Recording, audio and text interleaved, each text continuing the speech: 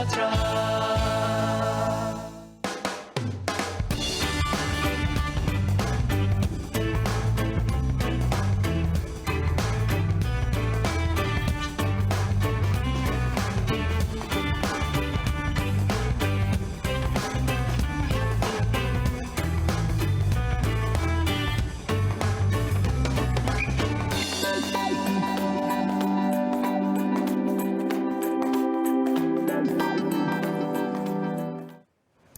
Bismillahirrahmanirrahim. Assalamualaikum warahmatullahi wabarakatuh. Alhamdulillah hari ini 20 Januari 2021 anda bersama dengan saya Raja Sufi Raja Arif di pagi hari ini, dan insya-Allah hari ini perkongsian hari ini akan memberi buat manfaat buat kita semua. Saya pun sangat-sangat teruja hari ini apabila setiap hari Rabu kita akan berkongsi kisah-kisah Nabi, sirah Nabi untuk kita sama-sama memahami banyak-banyak perkara sebenarnya yang boleh kita belajar ataupun kita applykan dalam kehidupan kita, insya-Allah. Tapi sebelum tu, bagi anda yang menonton kami menerusi Facebook TV Al-Hijrah, Assalamualaikum, selamat pagi semua.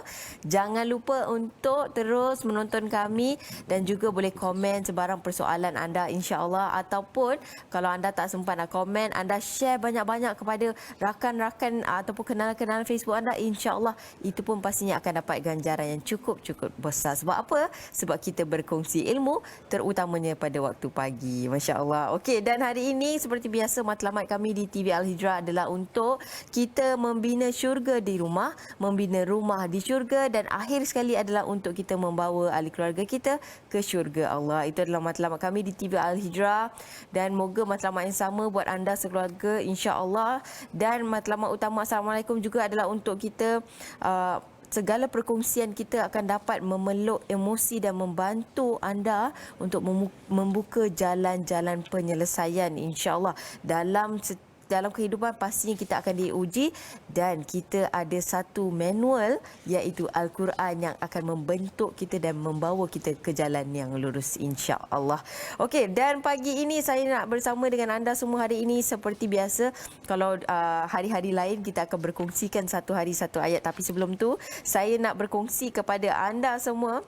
Sebelum tu kita nak berkongsi mengenai dengan jumlah kes terkini, iaitu setakat semalam kes baru melibatkan 3,631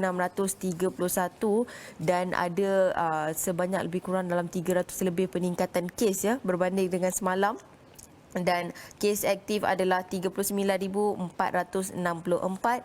Kematian baru melibatkan 14 jumlah kematian, dan jumlah kematian secara total adalah 619. Kes sembuh baru merupakan 2,944 dan jumlah sembuh 125,288. Dan kita doakan kepada anda semua, tolong patuhi SOP, dan saya doakan kepada mereka yang telah pun dijangkiti, moga Allah permudahkan urusan, insya-Allah. Dan anda kuatkan semangat, kita sama-sama memberi sokongan kepada mereka kerana mereka tidak sepatutnya dipinggirkan, tetapi kita sebagai masyarakat untuk terus bersama membantu mereka, kuatkan emosi supaya mereka boleh kembali sembuh bersama dengan ahli keluarga yang lain, insya-Allah. Dan bagi anda yang bersama dengan keluarga ataupun work from home dan sebagainya, tolong patuhi SOP, jaga kebersihan, jaga jarak sosial. Kalau kita tengok bagaimana keadaan mereka ketika berada di hospital, amat menyedihkan, dan kita mengharapkan agar anda patuhi SOP supaya kita dapat memutuskan rantaian COVID-19. Itu sahaja bantuan yang kami perlukan daripada anda semua, insya-Allah. Sama-sama kita perangi wabak COVID-19. Dan tajuk kita pada pagi ini saya nak berkongsi kepada anda semua, iaitu jalan keluar krisis kewangan. Itu dia, dan kita akan berkongsi sedikit kisah daripada kisah Nabi Yusuf alaihi salam, insya-Allah, bersama dengan kita, iaitu Ustaz Muhammad Syahri Abdul Rahman selaku Jurulatih Utama Tadabbur Center. Assalamualaikum Ustaz. Waalaikumsalam warahmatullahi wabarakatuh. Ya, itu dia, jumpa lagi kita Ustaz. Saya Puan Raja Sofi. Okey, dan hari ini saya agak teruja Ustaz sebab kita nak berkongsi kisah Nabi Yusuf alaihi salam bersama dengan para penonton, dan kebiasaannya saya ni jarang dapat bergandingan dengan Ustaz. Jadi bila bergandingan bersama tu, Masya Allah, sebab kita akan berkongsi tentang sirah-sirah Nabi, kisah-kisah Nabi dan sebagainya kan. Jadi ini merupakan antara perkara yang baik. Jadi anda semua kena menonton sampai habis rancangan supaya kita dapat mengetahui banyak sebenarnya perkara yang boleh kita aplikasikan. Yang telah pun mereka lakukan pada zaman dulu, Ustaz, dan kita boleh aplikasikan untuk sekarang ini, insya-Allah. Okey, dan kita nak mulakan untuk hari ini kita nak kongsi kepada anda semua, iaitu ayat ini bermula daripada ayat 46 sehingga 49. Kita nak 46 ni, Ustaz, sebab kita tahu kita mulakan dengan surah 46 ni, dia bermula dengan ayat mimpi. Betul lah. Iaitu mimpi adalah maknanya, kalau saya nak kongsikan, setelah ia berjumpa dengan Yusuf, berkatalah ia, Yusuf, wahai orang yang benar pada segalanya, tafsirkanlah kepada kami seorang bermimpi melihat 7 ekor lembu yang gemuk dimakan oleh 7 ekor lembu yang kurus. Dan 7 tangkai biji-bijian yang hijau serta 7 tangkai lagi yang kering. Tafsirkanlah supaya aku kembali kepada orang-orang yang mengutuskan itu. Semoga mereka dapat mengetahui tafsirannya. Itu dia, di sebalik perkataan mimpi itu. Apakah kaitan mimpi ini dengan kisah yang dikongsikan pada hari ini, Ustaz? Silakan. Okay. Bismillahirrahmanirrahim. Assalamualaikum warahmatullahi wabarakatuh. Waalaikumsalam. Alhamdulillah Rabbil alamin, wassalatu wassalamu ala Rasulillah wa ala alihi wa sahbihi wa man tabi'ahu wa nasarahu wa jahada fillahi haqqa jihadih, amma ba'd. Terima kasih Puan Raja Sofi dan seluruh para penonton TV Al-Hijrah. Hari ini bertuah kita kerana dapat bertemu dengan surah Yusuf. Seringkali surah Yusuf kita kaitkan dengan ketampanan, kehandsaman, rupa paras Nabi Yusuf. Walhal yang sebenarnya bakal kita temui dalam surah ini adalah bagaimana Yusuf alaihi salam membantu Raja Mesir. Seorang yang tidak beriman pun membantu rakyat Mesir. Ratusan juta yang bakal menghadapi 7 tahun kebuluran. Yang tu yang sepatut kita nampak. Iaitulah surah ini mengajar anda dan saya, Puan Raja Sofi semua, untuk jangan berkira sangat dengan siapa yang kita bantu. Sama ada orang itu barangkali berlainan agama, sebab pandemik ini seharusnya menyatukan kita. Betul. Dan kalau kita perhatikan Nabi Yusuf, apabila diterangkan kepadanya apakah yang Raja Mesir alami, baginda tidak berkira untuk terus mentafsirkan mimpi berkenaan. Walhal baginda boleh untuk meletakkan syarat. Saya boleh tafsirkan mimpi ini, bebas kalau saya dulu. Ramai tak perasan, Yusuf alaihi salam mentafsirkan mimpi ini dari dalam penjara. Bukan di bilik Menteri Kewangan, bukan di pejabat Perdana Menteri, bukan di istana Mesir. Kerana baginda tidak melihat mimpi Raja Mesir itu satu yang menggembirakan. Mimpi Raja Mesir walaupun baginda dengar dari dalam penjara, ia adalah suatu yang mendukacitakan. Kalau kita gagal merancang dengan apa yang diperlihatkan Allah dalam mimpi Raja Mesir berkenaan, inna lillahi wa inna ilaihi raji'un, habis ratusan juta rakyat Mesir.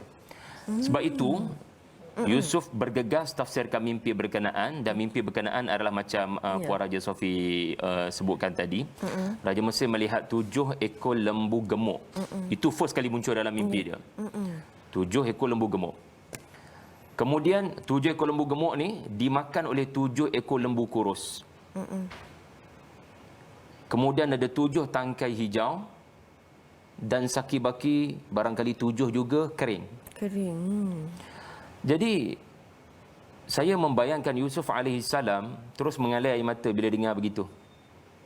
Allah ilhamkan pada baginda, you need to do something as soon as possible. Yusuf. Jadi Yusuf dalam penjara, apa saya boleh buat? Tetapi apa yang sedang baginda jelas depan mata, sekurang-kurangnya saya bantu dengan memperjelaskan kepada raja, mulai saat ini tidak ada zon selesa. 7 tahun yang pertama adalah 7 tahun lembu gemuk. Maksudnya apa? Sungai Nil sangat subur. Sangat subur. Luar biasa subur. Tetapi tolong jangan lalai dan terpedaya. nampaklah 7 tahun ini sebagai persiapan. Coraklah, wahai raja, wahai pemerintah, wahai kerajaan Mesir. Jangan biarkan rakyat tenggelam dengan 7 tahun subur, kerana tolong pandang 7 tahun ini sebagai perbekalan. Proses untuk buat bekalan. Okey. Sebab akan ada masalah besar mendatangi anda, iaitulah 7 lembu kurus akan muncul. 7 lembu kurus itu adalah 7 tahun yang seterusnya, di mana ia adalah tangkai yang kering. Jadi apa yang kita boleh ambil ibarah lah. Satu dulu kita belajar. Yusuf alaihissalam pertama sekali dia tak fikir dia. Dia fikir nyawa orang lain. Betul. Kalau dia fikir dia bebaskan aku dulu. Betul kan? Ataupun sebab bila Yusuf alaihissalam tafsirkan mimpi ni, Raja Mesir mendapat jawapan. Sebab Raja Mesir sangat kecewa. Dia dah tanya dah kepada menteri-menteri dia. Dah minta dah fatwa korang. Macam mana pandangan korang pada mimpi aku? Aku duduk selalu mimpi benda ni. Selalu muncul dalam tidurku. Tidurku dihantui oleh mimpi ni. Takkanlah kalian tak boleh bagi pandangan. Apa menteri-menteri kata? Abaikan saja mimpi itu, adghathu ahlam. Ini mainan tidur saja tuanku. Saya tak boleh bayang kalau raja dengar pandangan menteri. Maknanya, betul juga, ini mainan tidur saja. Tak ada apa-apa kot akan berlaku. Tetapi mujurlah dia punya seorang staf dia tu, si penyedia minuman yang pernah berkawan dengan Yusuf dahulu dalam penjara 7 tahun lepas, 8 tahun lepas. Dia teringat, raja, bab mimpi ni memang tak diharap dengan menteri-menteri ni. Tetapi bab mimpi ni saya ada rujukan. Dan biasalah kita ni bila ada satu masalah yang kita bukan dalam bidang, kita bukan pakar, kita kena cari orang pakar. Yang pakar, betul? Lalu bawa raja berkenaan, maafkan saya, bawa tafsir mimpi raja berkenaan pada Yusuf. Exactly the right person memberikan penjelasan kepada mimpi berkenaan. Itu dia. Masya-Allah, itu di sebaliknya kan. Betul apa yang Ustaz katakan tadi kan. Nabi Yusuf tak utamakan diri dia. Malah memikirkan keadaan apa yang akan jadi pada negara, apa yang akan jadi kepada rakyat dan sebagainya, orang lain. Jadi kita nak tahu juga latar belakang Nabi Yusuf ni sendiri kan. Jadi mungkin Ustaz boleh kongsikan sedikit latar belakangnya. Okey. Latar belakang Yusuf, Puan Raja Sofi. Okey. Kita ingat begini sahaja, Nabi Yusuf dalam surah Yusuf ada kaitan dengan 3 mimpi. Dan ketiga-tiga mimpi ini saya nak beritahu para penonton punyai satu persamaan. Okey, pernah dengar tak rukun iman yang ke-6 kan? Apakah rukun iman yang ke-6? Anda kalau nak tahu apa itu rukun iman yang ke-6, surah Yusuf yang terbaik. Dan bagaimana Yusuf dengan 3 mimpi ni dia akan mengajar kita rukun iman. Mari saya jelaskan. Mimpi yang pertama, Yusuf sendiri mengalami. Mimpi yang kedua, 2 kawan Nabi Yusuf dalam penjara di Mesir. Mimpi yang ketiga, Raja Mesir. Kita tengok mimpi yang pertama. Mimpi yang pertama, Nabi Yusuf melihat 11 bintang sujud, matahari dan bulan. Tapi ayah dia jenius. Yaqub alaihissalam jenius. Mimpi itu memang bagi tahu takdir. Bahawasanya akan datang satu keadaan di mana akhirnya 11 abang-abangmu akan sujud. Ini Nabi Yaqub dah faham dah. Dia gembira dengan mimpi bila anak dia luah benda tu. Tetapi bijaknya seorang ayah, dia tak nak anak fokus pada takdir berkenaan. Dia nak anak bekerja keras dulu agar takdir itu berlaku. Maksudnya apa? Mimpi ni akan berlaku. Kau akan gembira 11 tu akan sujud pada engkau. Tetapi bagi ayah ingatkan kamu, supaya benda tu berlaku, ada pelan bertindak kau kena buat. Kalau tak buat pelan bertindak tu jangan harap. Dia tak dikata jangan harap, memang 11 tu akan berlaku.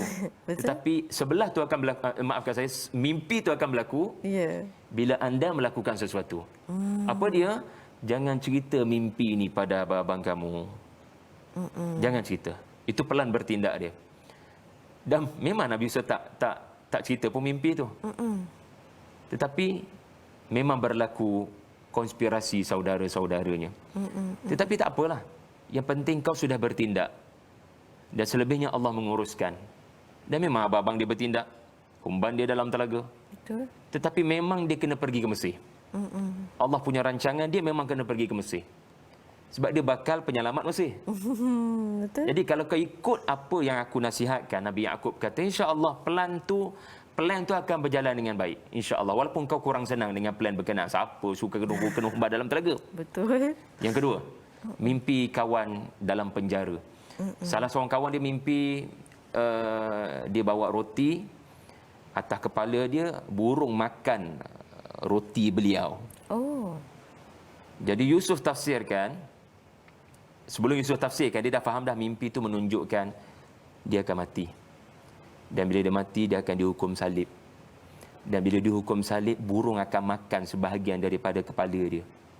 Jadi ini mendukacitakan. So Yusuf, sebelum dia bagi tahu takdir kawan sepenjara dia ni, dia bagi tahu dulu apa yang patut dia bertindak. Iaitulah memang takdir itu tak boleh ubah. Kau akan mati. Tetapi nasihat aku adalah kau kena bertindak memilih iman. Sebab mati tak boleh ubah. Betul. Tetapi apa lepas mati bergantung pada pilihan kau buat. Tindakan kita sebelum tu kan. So aku nasihatkan kau beriman. Lepas tu dia berdakwah dulu, baru dia tafsirkan mimpi tu. Dan akhir sekali Raja Mesir, dalam mimpi Raja Mesir tu, Puan Raja Sofi, Yusuf nampak takdir. Ya. Iaitulah 7 tahun gemuk, 7 tahun kurus. Ini benda yang akan berlaku. Kita tak mampu nak mengubah. Ini nama takdir. Ini rukun iman yang ke-6, beriman pada qada dan qadar. Tetapi adakah rukun iman yang ke-6 ni melahirkan orang yang goyang kaki, tunggu je lah apa nak jadi, nak buat macam mana, benda dah nak jadi. Berserah je. Buat macam mana, pandemik ni katanya bulan 6 belum tentu selesai. Buat macam mana. Muslim tidak sepatutnya kata begitu, nak buat macam mana. Betul. Sebab Nabi Yusuf, takdir, dia tahu mimpi Raja Mesir itu takdir. Ya. Tetapi baginda punya cadangan, benda yang tak ada dalam mimpi. Maksudnya apa? Baginda mencadangkan pelan bertindak. Macam mana nak bertindak? Maka sebab itulah ada cerita di mana Nabi Yusuf sarankan bekerja keras, buat jimat cermat, utamakan simpanan, ya, dan banyak lagi pelan bertindak daripada Nabi Yusuf. Jadi di sini kita simpulkan, ada benda kita tak boleh ubah dalam hidup, namanya takdir. Tetapi takdir ni, dia menguji kita untuk memilih tindakan yang betul. Kat situlah ganjaran Allah akan ada. Berdasarkan pilihan yang kita buat. Betul ke tak betul pilihan kita buat. Jadi itulah yang menarik Puan Raja Sofi tentang 3 mimpi Yusuf. 3 mimpi dalam surah Yusuf. Masya Allah, itu dia, daripada 3 mimpi, 3 cerita yang berbeza Ustaz ya, tapi memberi kesan pada kita sampai sekarang kan. Maksudnya kita yang pertama sekali adalah kita kena letakkan kepercayaan kita kepada Allah SWT. Itu yang paling utama. Betul. Dan kemudian perancangan Allah itu adalah pasti daripada mimpi itu. Dan pelan tindakan kita sebelum kita menghadapi keadaan itu, apa yang patut kita buat kan.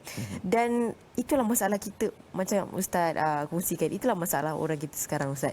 Bila kita nak buat suatu perkara, kita sepatutnya memang kita kena letakkan kepercayaan 100% kepada Allah SWT. Tetapi kita perlu ada perancangan sebelumnya. Kita buat perancangan, kemudian kita berserah kepada Allah dan bertawakallah semestinya. Dan kemudian Allah pun mempunyai rancangan yang mungkin kadang-kadang berbeza dengan apa yang kita buat, tetapi itulah yang terbaik untuk kita. Tapi itulah Ustaz, susah kadang-kadang nak cakap tu memanglah senang. Maksudnya nak buat benda tu, tapi kita ni nak dekat mulut tu mungkin mudah untuk berbicara, tapi dekat hati untuk kita pasakkan dalam hati kita supaya kita macam mana kita yakin dengan apa yang kita cakap, hati tu dia sing Ustaz tahu. Supaya yang paling penting adalah sekarang ni, dalam situasi sekarang ni kita tahu ramai yang diuji dan sebagainya, dan letakkan kepercayaan kita kepada Allah, maka Allah akan berikan yang terbaik buat kita. Yakin ni kadang dia kena cerita, dia kena ada fakta baru menambah keyakinan. Memang kawan-kawan kita memang dalam musim pandemik ni, saya dah yakin dah pada Allah, tapi makin teruk pula dari sudut ekonomi. Kalau kita tengok cerita Nabi Yusuf alaihi salam, keyakinan Allah sedang merencana kebaikan, memang jelas kelihatan. Begini, Nabi Yusuf alaihi salam semasa dipenjarakan, cerita dia panjanglah, tapi dia dah masuk penjara dah, fitnah wanita yang dikenali sebagai Zulaikha tu. Untuk makluman, setahun baginda dalam penjara, baginda telah diperintahkan Allah untuk bersiap sedia menjadi rasul, dan baginda memikirkan macam mana nak kena keluar pada penjara ni. Baginda pun minta tolong kawan dia tu. Macam tadi saya sebut kawan yang dia ada 2 kawan dalam penjara satu sel tu. Satu kawan yang telah bermimpi dia bawa roti tadi tu, roti dimakan burung, yang tu kita dah huraikan. Dia ada seorang lagi kawan. Kawan ni rupanya penyedia arak kepada raja. So dia minta tolong kawan ni sebab dia tahu bila kawan ni pun mimpi yang dia akan terus menyediakan arak pada raja, so dia akan bebas lah. Yusuf tahu dia akan bebas. So dia pun minta tolong. Kau sebutlah nama saya pada raja, buka balik kes saya ni supaya saya dapat berpeluang untuk bebas. Sebab saya masuk penjara ni dizalimi. Dan saya dah duduk kat sini setahun lebih, tolonglah. Saya nak minta tolong. Jadi Yusuf minta tolong. Yusuf minta tolong kawan dia setahun dalam penjara. Tetapi Allah Ta'ala punya takdir adalah dia tak akan boleh keluar. Iaitulah kawan dia tu terlupa nak bela ataupun menunaikan permintaan Nabi Yusuf. Yusuf dah tafsirkan mimpi dia menggembirakan, dia akan bekerja dengan raja, sediakan arak. Dan Yusuf harap tolonglah sebagai terima kasih pada saya kan. Sebutlah nama saya pada raja. Raja boleh buka semula kes. Tapi hamba Allah Ta'ala tu lupa nak bela dia. Apatah lagi pangkat dia dinaikkan di sisi raja sebab dia dapati tidak bersalah. Jadi Yusuf AS bertambahlah tahun-tahun dia duduk dalam penjara. 7-8 tahun duduk dalam penjara. Jadi lama merengkuk dalam penjara. Tiba-tiba Raja Mesir bermimpi. Dan dengan mimpi Raja Mesir itulah Yusuf diperlukan untuk tafsirkan mimpi berkenaan. Jadi cuba perhatikan ya. Macam mana rencana Allah. Anda nak keluar dari penjara, Allah tak bagi. Betul. Allah tak bagi. Anda minta tolong kawan anda, tolong bebaskan saya. Sebab saya nak berdakwah kepada masyarakat di Mesir. Allah telah memberikan saya kerasulan. Allah tak bagi keluar. Tapi kerana anda bersabar dan meyakini Allah itu ada rencana lebih baik, nah lihat, 7 tahun, 8 tahun selepas itu, Allah menjadikan Raja Mesir bermimpi, dan kerana Raja Mesir bermimpi itulah Raja cari anda. Tadi anda minta tolong orang sebab anda nak kena berdakwah, anda nak kena cari orang. Betul. Tetapi sekarang, relax Yusuf. Duduklah 7 tahun lagi. It's okay. Sebab tahun ke-8 kau dalam penjara nanti, kau tak payah cari orang. Kalau kau keluar tahun pertama tu, kau kena cari orang berdakwah. Betul. Kat Mesir, berapa juta orang nak kena dakwah kat Mesir. Bukan ada channel macam TV Jorah pun nak mudahkan penyampaian. Betul. Tetapi sekarang Raja Mesir cari engkau. Allah hadirkan mimpi yang menyebabkan dia kena rujuk engkau. Dan bila kau keluar, kau bayang kabel besar kau Raja Mesir. Kau cakap apa saja dia akan tolong. Jadi ada waktu Allah Ta'ala sebenarnya nampak macam keburukan, alamak kena merengkuk lagi dalam penjara sampai hati kawan saya tak bela nasib saya.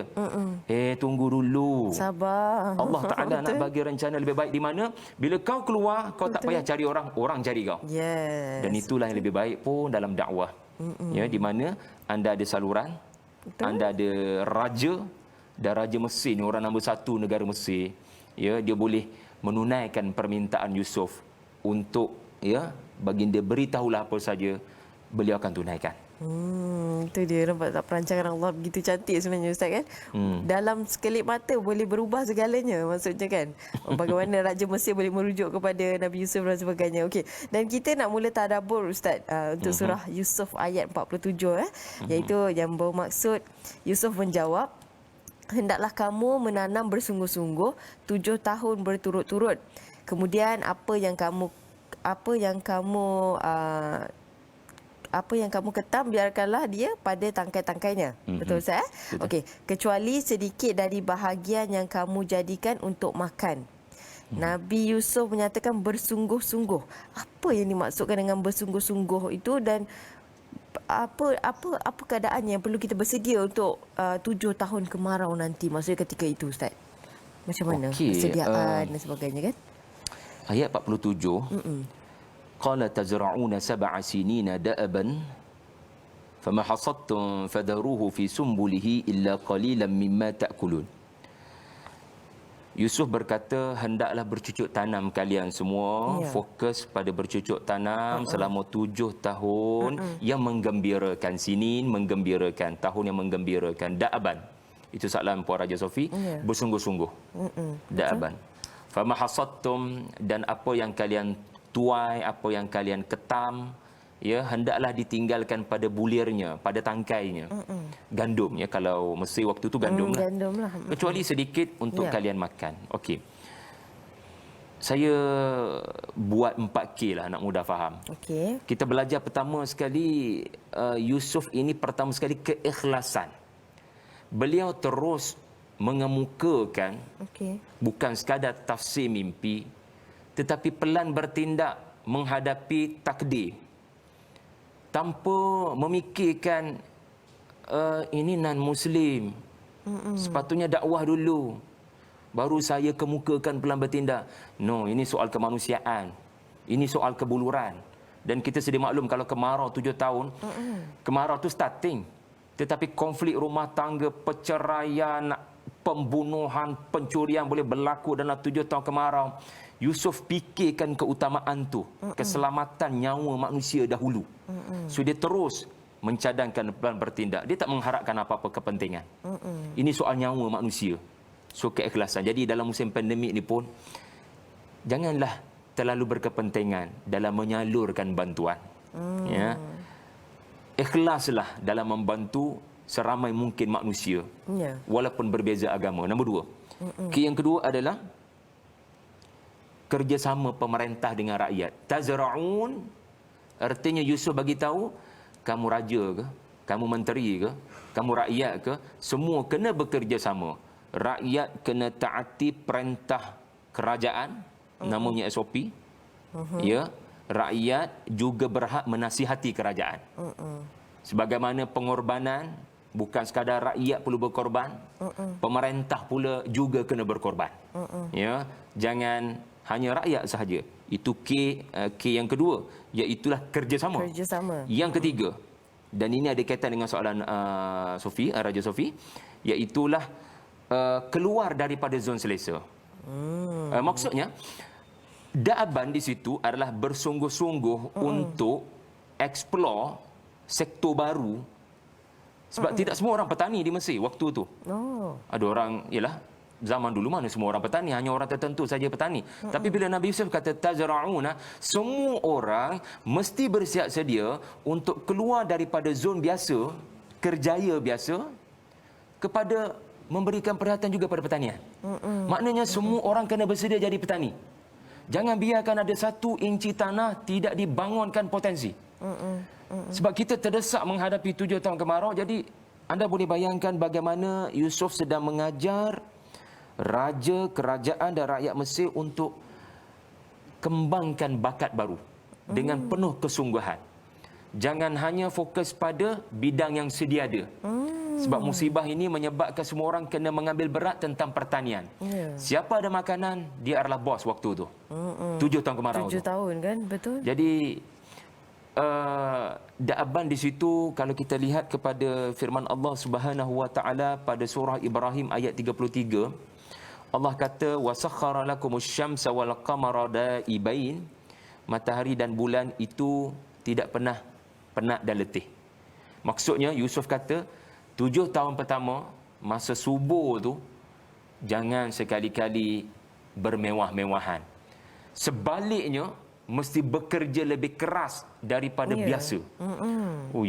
Ini polisi apa ini? Ini polisi yang kurang popular. Sepatutnya bila subuh, kita enjoy lah buat parti sana sini. Seronok-seronok. Kenapa nak dengar seorang duduk dalam penjara bagi nasihat? Jangan bermewah-mewahan. Pilihan di tangan anda, nak survive ke tak nak survive 7 tahun kedua. Kan? Jadi Yusuf bagi nasihat, iaitulah da'aban, dalam arti kata 7 tahun yang pertama walaupun subuh, kerja kena keras, seolah-olah hari Ahad pun kena kerja. Hari Sabtu pun kena kerja. Overtime lah semua. Overtime. Demi membina simpanan. Untuk 7 tahun yang kedua. Jadi itulah antara yang dipesan oleh Yusuf. Dan Ustaz, macam mana Nabi Yusuf nak memastikan bahawa semua akan ikut apa yang diperkatakan oleh Nabi Yusuf?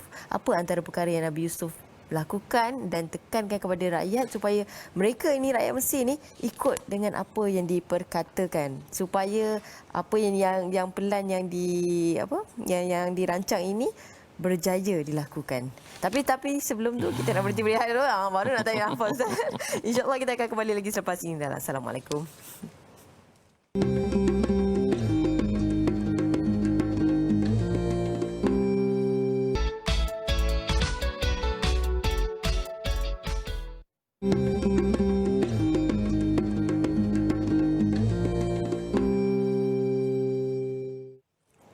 Alhamdulillah, selamat kembali dan Assalamualaikum. Terima kasih kepada anda yang terus menonton kami, yang setia di Kaca TV ataupun yang menerusi Facebook TV Al-Hijrah.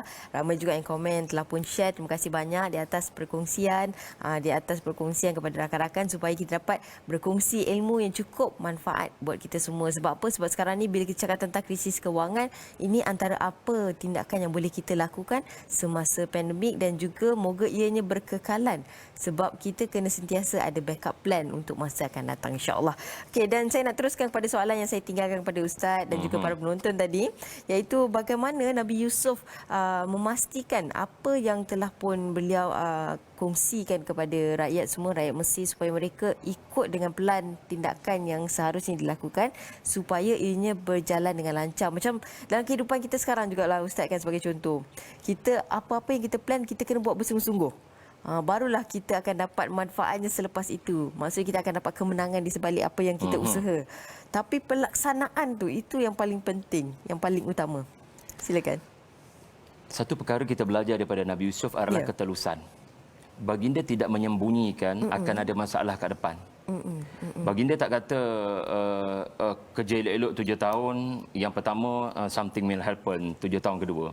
Tak, Nabi Yusuf bagi tahu dengan detail apa 7 tahun kedua. Pengajarannya sebagai seorang yang ada kerajaan, ada kuasa, maklumat mesti terus beritahu rakyat. Sebab dengan pengetahuan tentang bahaya, apa fakta akan datang. Sebagai contoh, COVID ni sebenarnya akan diagak-agaknya selesai bila? Apa Tan Sri Dr. Nur Hisham sebut? Bila jangkauan dapat apa dia panggil istilahnya, diturunkan. Kadar merebak ini. Jadi dengan pengetahuan tentang bahaya, rakyat takkan duduk dalam zon selesa.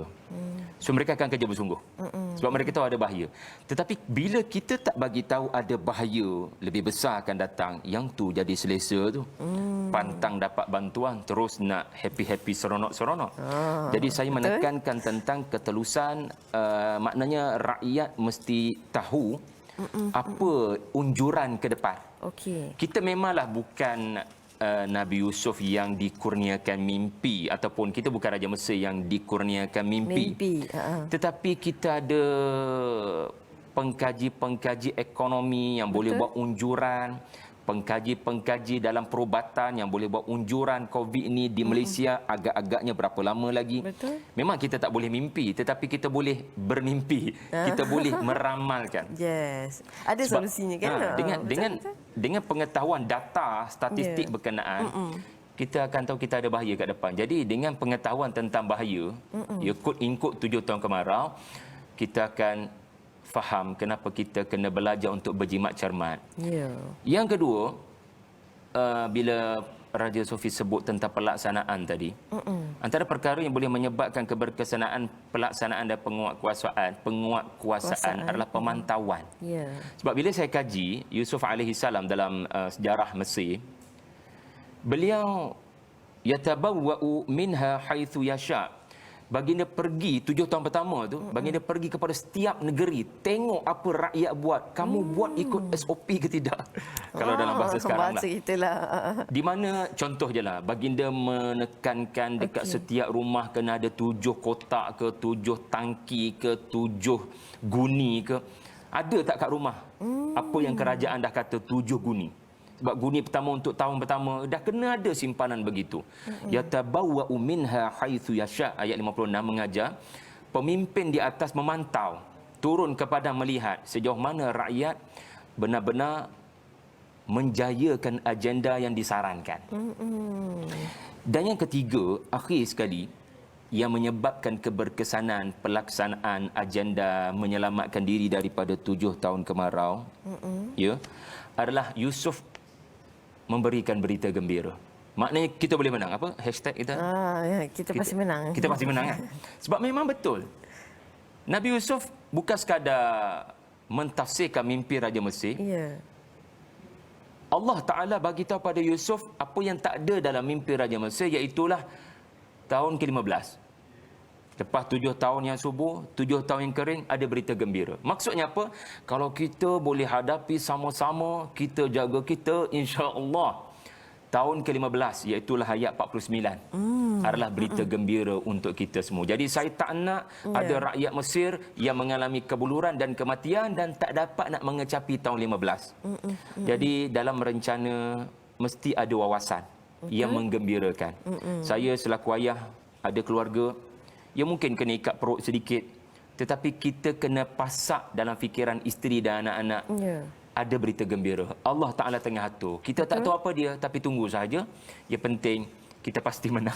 Kan? Itulah. Kita pasti menang, insya-Allah. Amin ya rabbal alamin. Dengan izin Allah. Yang penting adalah plan, itu antara plan kita, dan kita kena konsisten. Ustaz, konsisten ikut SOP yang telah pun ditetapkan oleh kerajaan. Itulah juga bagaimana situasi ketika zaman Nabi Yusuf dulu, bagaimana baginda sendiri turun ke setiap negeri untuk melihat keadaan dan sebagainya, untuk memastikan mereka menyimpan makanan, bekalan yang cukup untuk menghadapi 7 tahun kemarau. Saya macam tak boleh nak bayangkan, Ustaz.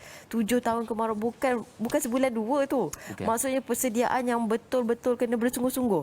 Pastinya setiap daripada keluarga tu kena make sure cukup gandumnya, cukup bekalan-bekalan yang lain. Sebab macam Ustaz kongsikan tadi, pastinya akan berlaku macam-macam perkara, antaranya pembunuhan, kebuluran, ataupun mungkin mereka yang akan bergaduh suami isteri, bercerai-berai dan sebagainya, disebabkan tidak cukup bekalan makanan ini, kan. Itu dia. Jadi apa yang boleh kita ambil ibrah dekat sini adalah supaya kita sementara tengah dapat peluang, kerajaan memberi bantuan dan sebagainya, ada air Sina, air Lestari dan sebagainya, gunakan sebaik mungkin simpanan kita. Kita kena pastikan ianya dapat membantu kita pada masa akan datang.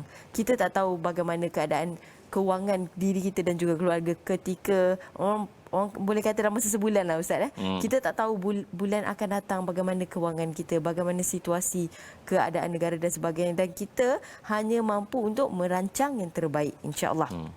Okey, dan kita nak terus berkongsi dalam ayat 48, Ustaz, iaitu membawa maksud kecuali sedikit dari apa yang kamu simpankan. Kalau saya tengok dekat sini, kejap okey, ini. Kemudian akan datang selepas tempoh itu 7 tahun kemarau yang besar yang akan menghabiskan makanan yang kamu sediakan baginya, kecuali sedikit dari apa yang kamu simpankan untuk dijadikan benih. Kita tahu duit gaji, macam saya kongsikan tadi kan, duit gaji yang kita dapat bantuan kerajaan dan sebagainya, itu duit ni tidak akan kekal selamanya. Dia pastinya akan habis. Tapi sebenarnya bagaimana untuk kita membahagikan, untuk memastikan ianya cukup? Ayat 48 adalah berita duka cita, tetapi apa yang disarankan oleh Yusuf adalah bagaimana memanfaatkan hasil simpanan.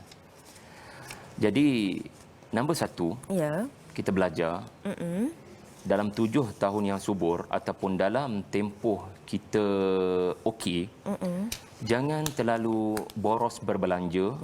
Mungkin bantuan diberikan kerajaan, tetapi utamakan simpanan. Bahkan dalam nasihat Nabi Yusuf, penekanan diberikan juga kepada teknik penyimpanan yang betul. Sebab Nabi Yusuf kata bukan sekadar simpan, tetapi gandum tu mesti jangan dipisahkan daripada tangkai. Dan memang ada kajian menunjukkan, ini pun mukjizat sains dalam Al-Quran. Kajian menunjukkan bila butir gandum itu tidak terpisah daripada tangkai, ia punya protein, nutrisinya 100% kekal. Walaupun 2-3 tahun anda simpan tanpa pencahayaan, tanpa haba yang baik sekalipun. Apatah lagi kalau ada pencahayaan. Anda simpan elok-elok, dia punya pertahanan khasiatnya kekal. Berbanding anda pisahkan butir gandum berkenaan daripada tangkai. So kalau simpan-simpan sekali dengan tangkai berkenaan. Dia punya khasiat akan berterusan. Jadi kat sini kita belajar Yusuf bukan sekadar menekankan aspek simpanan, jangan gairah makan, tetapi juga mementingkan simpanan, juga teknik penyimpanan yang betul. Kalau dalam bahasa hari ini, duit yang ada tu nak simpan kat mana? Simpan bawah bantal ke? Atau simpan dekat bank ke? Atau simpan dekat unit teras ke? Atau simpan dekat takaful ke? Atau simpan dekat mana? Kat saham ke apa-apa? Semua ni kita kena belajar. Betul. Kerana dalam tempoh-tempoh begini dan barangkali kerisauan kepada lebih teruk pada masa akan datang, maka simpanan inilah yang akan digunakan. Sebab ayat yang dibacakan oleh Raja Sofi tadi adalah ayat di mana kalian waktu itu akan gunakan simpanan. Betul. Jadi kalau waktu itu tak ada simpanan, memang innalillahi wa inna ilaihi raji'un lah. Betul. Itu satu. Yang kedua, kita belajar bagaimana Yusuf sendiri adalah teladan. Sebab apa? Kalau kita nak rakyat buat begitu, buat begini, kita kena jadi teladan. Yusuf sendiri adalah orang yang jarang makan, jarang minum. Walaupun kat depannya ada makanan, ada minuman. Kalau kita lihat saudara-saudara dia dulu, ya, dalam awal-awal surah Yusuf, ketika nak menipu ayah dia orang, ayah, benarkanlah kami keluarkan Yusuf. Kesian dia, asyik jarang makan jadi kat rumah. Memang Yusuf jarang makan pun, walaupun makanan ada kat rumah. Baginda, ya, lebih suka makan sederhana, kerana makan yang banyak itu boleh, ya, menyebabkan ibadah tidak dapat dikecapi kemanisannya. Sebab tu hujah saudara-saudaranya adalah yarta' wa yal'ab. Yarta' ni maknanya, benarkanlah Yusuf tu main dengan kita orang ayah, nanti dia boleh makan dengan pelahapnya.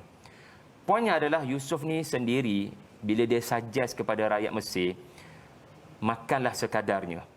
Pada waktu 7 tahun yang pertama, dia sendiri orang yang buat benda tu. Dia sendiri ada pengalaman makan yang sederhana berkenaan. Dalam penjara apatah lagi. Bukan boleh makan McD, KFC pun dalam penjara. Boleh makanan pun sangat sederhana. Jadi ini juga unsur penting, iaitulah kepimpinan melalui teladan. Ya, itu dia kan sebenarnya.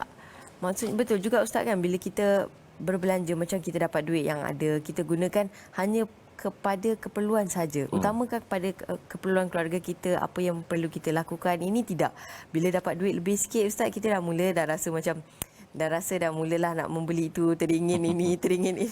Yang tidak memberi sebarang manfaat pula tu kepada ahli keluarga kita maupun diri kita sendiri. Mungkin manfaat yang dapat adalah membahagiakan kehendak kita. Itu saja Ustaz kan. Dan saya nak relate sikit daripada ayat. Kalau kita tengok hujung ayat 47 dan hujung ayat 48 ya.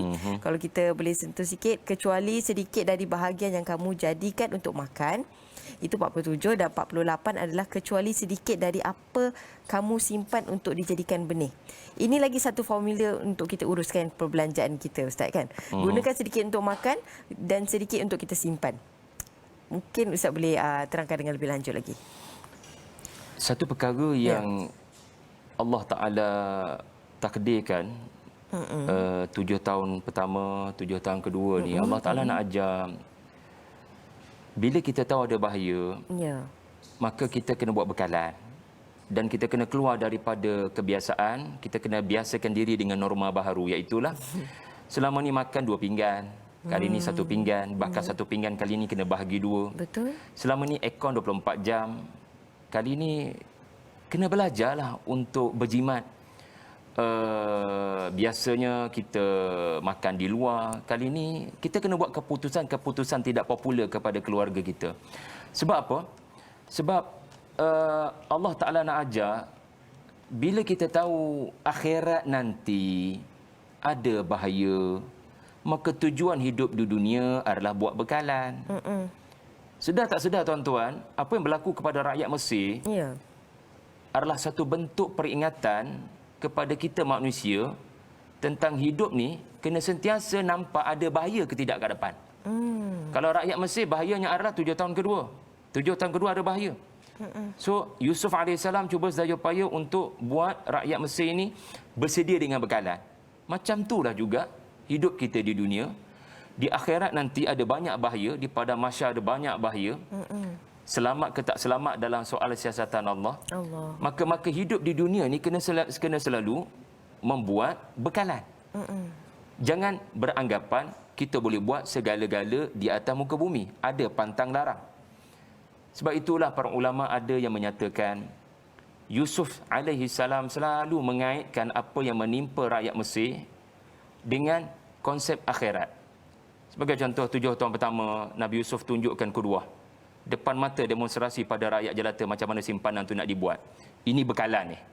Jangan depan mata rakyat Mesir baginda membahagikan makanan satu pinggan kepada dua. Satu simpan, satu boleh makan. Ataupun sedikit untuk makan, yang lain simpan belaka kan. Sebab apa? Hidup kat dunia macam itulah. Ada benda kita nak buat tapi jangan buat. Demi mengelakkan bahaya nak datang. Itu antara yang saya rasa kita boleh belajar lah.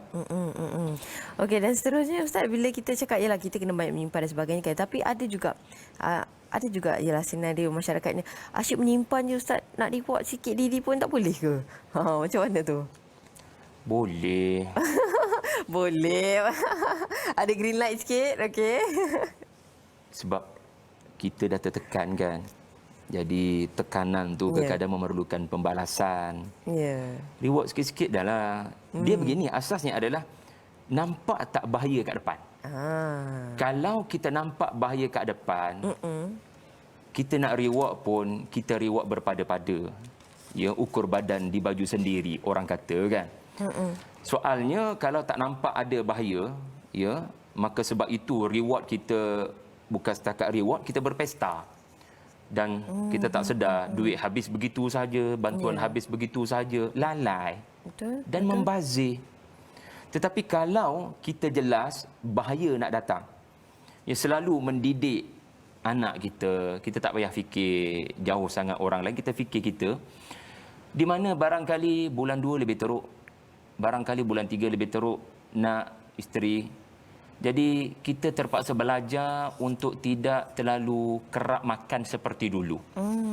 Ataupun kita tidak terlalu banyak online shopping sebagaimana dahulu. Saya pun banyak puasa kitab 2021 ni. Niat nak beli tu. Tapi puasa banyak kacat. Ini bukan norma baharu yang baru berlaku. Norma baharu ini sudah dibiasakan oleh rakyat Mesir. Anda bayang, Sabtu Ahad patut cuti kan. Tetapi da'aban Yusuf menegaskan kalau nak selamat Sabtu Ahad pun kena kerja. Tetapi bergila-gila lah. Jangan sampai terbeban. Dan setiap orang kena bersiap sedia untuk menjadi petani, bercucuk tanam. Jadi, saya kerja kat bank, macam mana nak duduk dalam petani pula? Umpamanya begitulah. Tetapi ini soal anda nak survive tak nak survive lah. Yalah, betul. Pilihannya pada kita Ustaz kan. Jadi boleh nak reward. Cumanya kena tahu bahaya kat depan dan kena tahu matlamat yang lebih besar. Di mana kita nak menang dalam proses menghadapi pandemik ini. Betul. Jadi kita tidak akan macam satu orang anak kita singgah RNR, kita singgah RNR. Kita nak balik kampung, PKP tak ada katakan kan, nak balik kampung. Anak kita nak pergi toilet, nak pergi RNR ada toilet. Tiba-tiba, ya boleh tak bagi main kat playground kejap? Tak lama, 2 jam je. Mana boleh. Nak reward jugalah, tapi berpada-pada lah. Sebab kita ada perjalanan kita ada destinasi. Tapi bila kita tak jelas destinasi, kita tak tahu apa kesudahan, yang tu jadi lalai kat situ tu. Terkandas di tengah jalan tu. Dunia pun macam tu. Bila kita tahu destinasi kita, kita akan ada masalah besar kat padang mahsyar. Berapa tahun kita akan berdiri kat situ, yang tu jadi dunia ni enjoy belaka. Jadi ini bukan sekadar cerita rakyat Mesir dengan 7 tahun kemarau, 7 tahun subuh. Allah Ta'ala didik kita, inilah akhirat. Betul. Kalau kau tahu ada bahaya, buat bekalan kat sini. Betul. Inilah yang Yusuf didik ya kepada rakyat Mesir. Itu dia. Jadi Ustaz, kalau minggu lepas kita dah kongsikan tentang kisah Nabi Nuh buat bahtera dan minggu ni pula kita berkongsi kisah tentang Nabi Yusuf kan. Dan kalau minggu lepas tu hebatnya Nabi Nuh boleh tahu buat bahtera walaupun tiada siapa yang ajar baginda kan. Jadi dan minggu ini kita belajar pula bagaimana kehebatan idea Nabi Yusuf yang berkongsi tentang krisis ekonomi ni, apa antara persediaan yang boleh kita lakukan pada 7 tahun ketika ataupun 7 tahun akan datang dan sebagainya kan. Dan adakah idea ini terus datang daripada Allah kepada baginda ataupun mungkin baginda belajar daripada sesiapa? Saya suka soalan ni. Yusuf alaihi salam ada mentor. Bukan Allah Ta'ala kurniakan baginda terus tafsiran dan pelantindakan. Tafsiran mimpi Allah kurniakan. Baginda tak belajar daripada sesiapa melainkan daripada Allah kurniakan. Tetapi kita dah bagi tahu tadi. Yusuf huraikan bukan setakat tafsir. Kalau setakat tafsir dia akan jadi macam ni, 7 lembu gemuk, 7 tahun kemarau. 7 lembu gemuk, 7 tahun subuh. Lembu kurus 7 ekor, 7 tahun yang kemarau. So pandai-pandai lah hidup. Itu tafsir ya. Betul. Tetapi Direct, baginda mencadangkan pelan bertindak. Apa patut buat 7 tahun pertama, apa patut buat 7 tahun kedua. Yang ni soalan Puan Raja Sofi tadi. Iaitulah daripada mana dia belajar. Jadi dia ada mentor. Mentor tu asbab, musabab di Allah. Namanya Al-Aziz. Bukan nama dia, gelaran dia Al-Aziz. Beliau ni adalah Menteri Kewangan Mesir. Ceritanya macam ni. Masa Nabi Yusuf diumbar dalam telaga, Allah takdirkan ada kafilah Mesir datang, jual baginda di Mesir. Allah punya perancangan sebenarnya. Sibuk benar Perdana Menteri Mesir ni. Ke sana, ke sini urusan dengan rakyat. Entah macam mana satu hari tu dia nak cari hamba. Kebetulan Yusuf kat situ, dia beli Yusuf tu. Perdana Menteri pergi beli hamba yang dijual. Bukan orang biasa-biasa, apatah lagi dijual dengan harga yang murah. Semua orang boleh beli Yusuf. Tapi Perdana Menteri beli. Maka 20 tahun, baginda dikatakan 20 tahun, membesar di bawah supervisor dia adalah Menteri Kewangan, Perdana Menteri. Di situlah baginda boleh mengemukakan pelan bertindak. Sebab Allah Ta'ala kata, وَكَذَلِكَ مَكَّنَّا لِيُوسُف. Yusuf ni sepanjang duduk dengan Al-Aziz ni, Al-Aziz ni bukan setakat minta dia kerja dalam rumah. Kadang-kadang bila dia outstation, dia bawa sekali Yusuf. So pergi negeri A, Yusuf tengok macam mana raja dia berurusan dengan rakyat. Pergi negeri B, Yusuf tengok macam mana Perdana Menteri berurusan dengan rakyat. He learned so many things. Dan di akhirnya dia menyerlahkan kehebatannya dalam hal ehwal ekonomi negara ketika mimpi Raja Mesir berkenaan. So Al-Aziz itulah asbab, platform yang Allah sediakan pada Yusuf untuk belajar. So sebenarnya kita boleh belajar pada sesiapa pun, walaupun daripada non-Muslim. Al-Aziz bukan orang beriman pun. Askan ilmu itu boleh bagi manfaat untuk selamatkan rakyat. Masya Allah, itu yang paling dia punya keyword tu adalah ilmu sendiri, Ustaz, kan? Dan akhir sekali dalam ayat 49 boleh menceritakan tentang kemudian akan datang pula sesudah itu tahun yang padanya orang ramai beroleh rahmat hujan dan padanya mereka dapat memerah hasil anggur, zaitun dan sebagainya. Dan inilah kegembiraan mereka, Ustaz. Jadi mungkin Ustaz boleh kongsikan juga apa antara amalan yang boleh kita lakukan supaya kita jangan tinggal amalan ini, supaya akhirnya kita pun akan dapat apa yang diceritakan pada ayat 49 itu, iaitu kegembiraan. Okay, sebelum kita bagi tahu amalan, untuk makluman, ayat 49 tu tak ada kena-mengena dengan Raja Mesir punya mimpi. Sebab dia bicara tentang 1 tahun selepas 7 tahun kedua. Yang tak ada dalam mimpi Raja Mesir.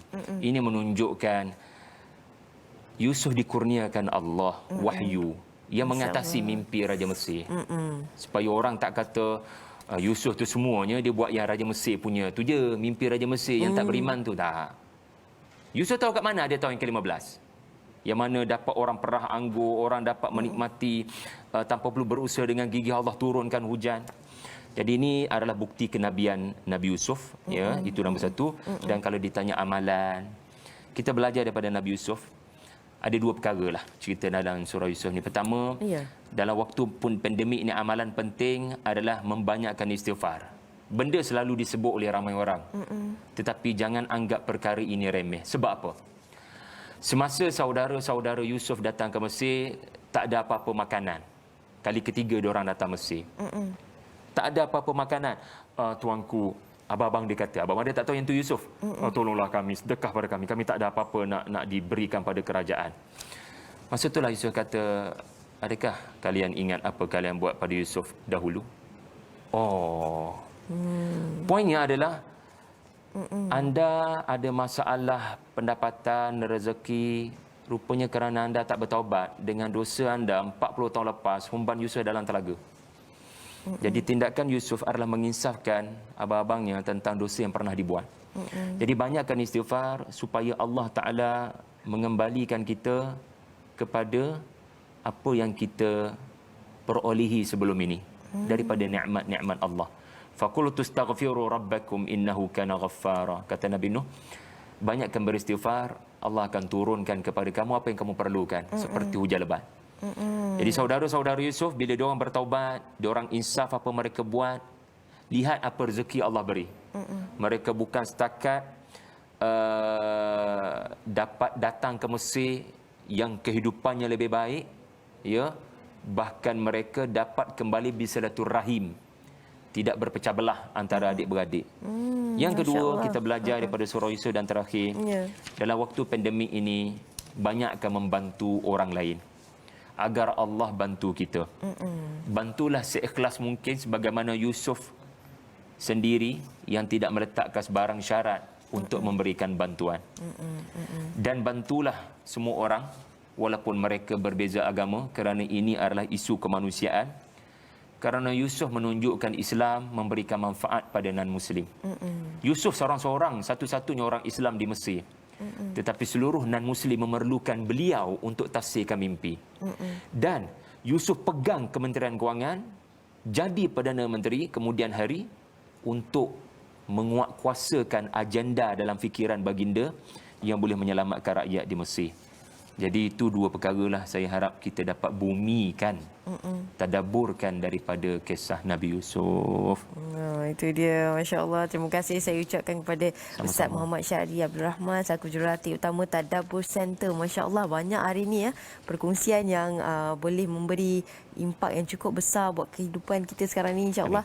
Apa yang boleh kita lakukan tadi, Ustaz kata tadi, banyakkan istighfar, banyakkan bantu orang lain, tak kira agama dan juga bangsa. Yang paling penting, apabila seorang itu memerlukan bantuan kita, maka kita perlu untuk membantu mereka meringankan beban kita, insya-Allah. Dan terima kasih sekali lagi Ustaz. Insya-Allah kita jumpa lagi. Insya-Allah. Ya, itu dia para penonton. Dan kalau nak dapatkan koleksi buku Ustaz, boleh dapatkan ada ni dua Ustaz. Ya, dua. Ada dua dan ada banyak lagi. Hari ni Ustaz bawa dua je.